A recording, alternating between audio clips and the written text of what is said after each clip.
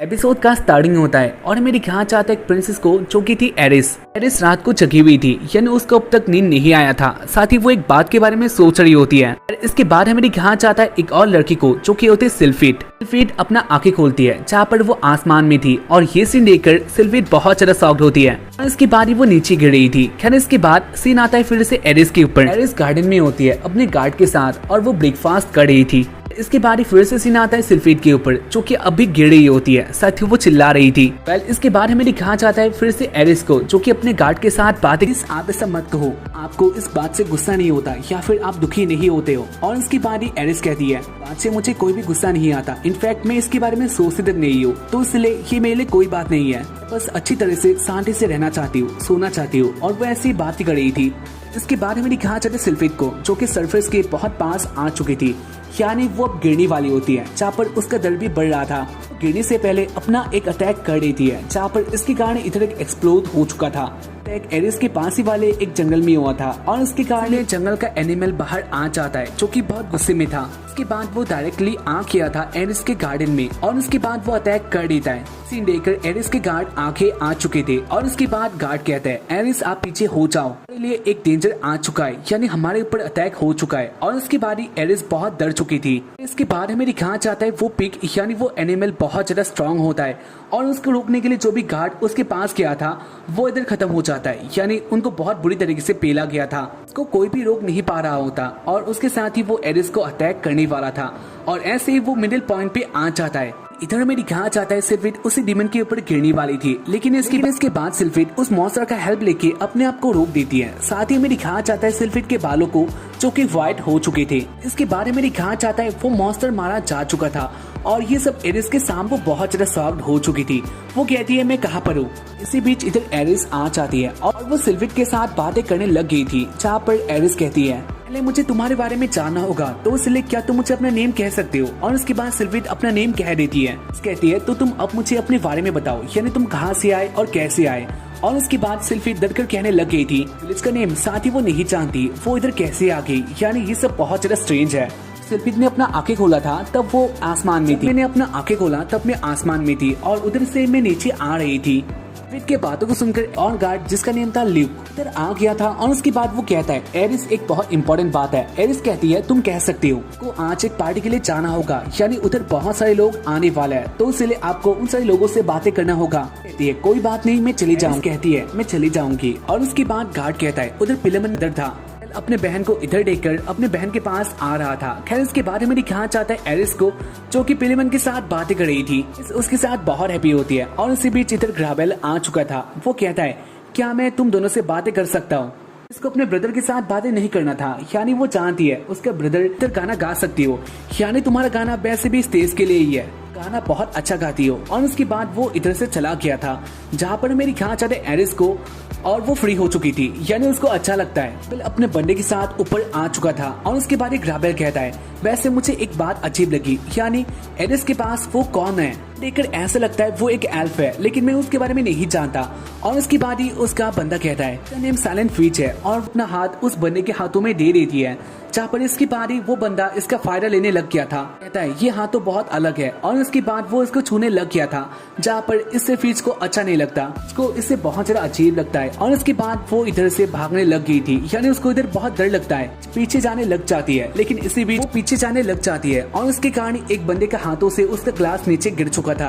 लोग फीच को देखने लग जाते हैं और ये फीच के लिए अच्छा बात नहीं होता। सबके पॉइंट पे आ चुकी थी, यानी सब लोग उसे देख रहे होते हैं। खैर इसके बाद हमें दिखाया जाता है इसी बीच एरिस अपना गाना स्टार्ट कर देती है और उसका साउंड बहुत अच्छा होता है, यानी ये सॉन्ग बहुत अच्छा था और इसीलिए सब लोग अब एरिस को देखने लग गई थी। यानी ऐसे ही इधर फीच बच जाती है। सब लोग एरिस के गाने को एंजॉय कर रहे होते हैं। लेकिन इसके बारे में दिखाया जाता है ग्राबेल को जो कि किसी और ही बात में बिजी था, यानी वो कुछ और ही बात को सोच रहा था, अभी किसी बात को सोच रही थी।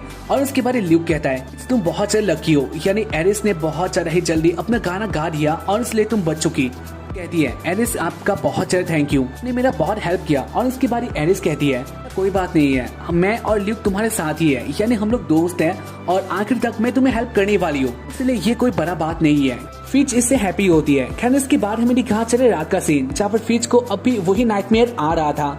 फिच ने इसको बहुत बार देखा था और उसके कारण वो रात को सपने में बहुत कुछ कह भी रही होती है और उसको इधर बहुत ज्यादा प्रॉब्लम आ रहा था। फिच को इस हालत में देख लेता है। खैर इसके बाद हमें दिखाना चाहता है इसके बाद वाले दिन में उसके पास पिलेमन आ चुका था और उसके बाद वो कहता है आपको ऊपर आना होगा, यानी आपको के साथ आना होगा, जहाँ पर एरिस इसके लिए हाँ कह देती है। और उसके बाद पिलेमन कहता है अगर आप ऊपर आ गई तो आपका एनिमी बढ़ जाएगा और इसलिए ल्यूक ये तुम्हारा काम है, एरिस को अच्छी तरह से रखना होगा, जहाँ पर लूक इसके लिए हाँ कह देता है। खैर उसके बाद एरिस, लूक और फिच एक साथ ही जा रहे होता है, जहाँ पर फिच कहती है क्या आपको मेरी फैमिली या फिर दोस्तों के बारे में कुछ पता चला? और उसकी बारी एरिस कहती है माफ कर देना, अब तक मुझे उनके बारे में कुछ भी पता नहीं चला और उसके साथ ही मुझे लगता है वो अब इस दुनिया में तो नहीं है, यानी हमें कुछ और करना होगा उन्हें ढूंढने के लिए। इस बात को समाप्त हो जाती है, यानी वो सोचती है इनको मेरे बारे में कैसे पता है। उसके बाद वो जान पाती है ये काम लुक का होगा और वो लुक को कहती है तुमने ऐसा क्यों किया, जहाँ पर लुक कहता है तुम इसको एक रिवॉर्ड मान सकती हो। इसके बाद हमें दिखाना चले रात को, जहाँ पर फिच एरिस के बातों में आ जाती है, यानी वो एरिस के रूम में आ गई थी। वेल इसके बाद वो दोनों एक ही बिस्तर में आ जाता है और उसकी बारी फिच के ऊपर आ गई थी, जहाँ पर ये सीन देखकर फिच बहुत चले डर जाती है और वो सोच रही थी एरिस उसके साथ क्या करना चाहती है। इस फिच के ऊपर आकर अपना कान करने वाली थी, लेकिन इसके बाद वो स्टॉप हो जाती है और इसके बाद वो कहती है मैं ऐसा कुछ भी नहीं करने वाली, मैं तुम्हारे प्रॉब्लम के बारे में अच्छी तरह से जानती हूँ, साथ ही मैं अपने बिस्तर में किसी और को नहीं लाती और उसके साथ ही मैं ऐसा काम नहीं करती। इन सारी बातों को सुनकर हैप्पी होती है और उसके बाद ही एरिस अपना बात कह रही है, यानी उसको भी ऐसे सपने आते हैं जो कि बहुत टाइम से उसके साथ भी ऐसा हो रहा है। वो इस प्रॉब्लम को अच्छी तरह से जानती है, जहाँ पर इस बात को सुनकर फिच को अच्छा लगता है, यानी उसके जैसा इधर कोई तो है। वेल इसके बाद वो लोग ऐसे अपना बात करते हैं और उनका बॉन्डिंग पहले से बहुत अच्छा हो चुका था, इससे बहुत ज्यादा हैप्पी होती है। और उसके बाद वो दोनों डिसाइड करते हैं आज रात वाला सपना वो दोनों एक ही देखने वाला है और उसके बाद वो दोनों सो गई थी। आधी रात को फिच का आंख अचानक से ओपन हो जाता है और उसके बाद ही वो अपने बिस्तर के साइड में एक बंदी को देखती है जो कि इधर खड़ी थी और वो उन दोनों को ही देख रही होती है। इस बात को जानती है उनके घर में कोई भूत ऐसा कुछ भी नहीं रहता, वो इसको बिलीव नहीं करती, तो ये कोई और हो सकता है जो कि चोर भी हो सकता है। खैर उसके बाद वो लड़की उनके पास आने लग जाती है और उसके बाद वो डायरेक्टली अपने नाइफ को निकाल लेती है। इनको देखकर फिच जान चुकी थी ये एक असासिन है और वो इधर एरिस को मारने के लिए आई थी। खैर इसके बाद वो एरिस के ऊपर अपना अटैक कर देती है, लेकिन फिच एरिस को बचा लेती है। इसके बाद ही वो असासिन अपना अटैक करने लग गई थी, जहाँ पर इस सीन को देखकर एरिस बहुत डर जाती है। फिच कहती है आप मेरे पीछे ही रहो। इसके बाद वो असासिन फिच को मारने वाली थी, लेकिन इसके बाद फिच अपना मैजिकल पावर यूज कर देती है, जो कि वो ये नहीं जानती ये कब यूज हो जाता है, लेकिन इससे फिच बच जाती है। इसके बाद फिच बेहोश हो जाती है, जहाँ पर इसके बाद इधर लोग आ जाता है और उसके बाद वो देखता है इस प्लेस का हाल जो कि अच्छा नहीं था। फिच बेहोश हो जाती है क्योंकि उसका एनर्जी ड्रेन हो चुका था, बहुत ज्यादा शॉक्ड हो चुकी थी इस अटैक से। खैर इस अटैक के बारे में अगर कहा जाए तो ये अटैक करवाया गया था उसके ब्रदर से, उसके भाई ग्रेबल ने ये अटैक करवाया था क्योंकि वो जानता है एरिस इसके बाद उसके पास आ सकती है, वो रूलर बनने का रेस में आ सकती है, जो कि उसके लिए अच्छा बात नहीं था।